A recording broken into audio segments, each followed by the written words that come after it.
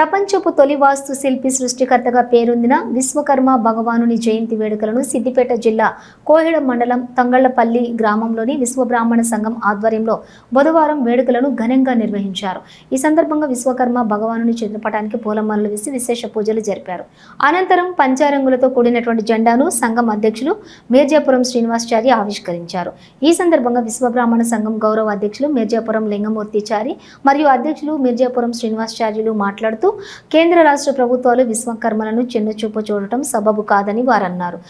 ప్రభుత్వాల పరంగా విశ్వకర్మలకు రావాల్సినటువంటి రాయితీలను ప్రతి ఒక్కరికి అందచేయాలని ఈ సందర్భంగా కోరారు. ఈ కార్యక్రమంలో గౌరవ అధ్యక్షులు మీర్జాపురం లింగమూర్తిచారి, అధ్యక్షులు మీర్జాపురం శ్రీనివాసచారి, ఉపాధ్యక్షులు నరసింహాచారి, కోశాధికారి సిరికొండ కిషన్చారి, ముఖ్య కార్యవర్గ సభ్యులు మీర్జాపురం సంపత్చారి, నారోజు భాస్కర్చారి, మీర్జాపురం శ్రీకాంతాచారి, మీర్జాపురం సంపత్చారి, మీర్జాపురం రాకేశ్చారి, రాళ్లబండి సతీష్చారి, రేవోజు బాలయ్యచారి, ఉల్లెంగుల బాబుచారి, విశ్వబ్రాహ్మణ సంఘం సభ్యులు పాల్గొన్నారు.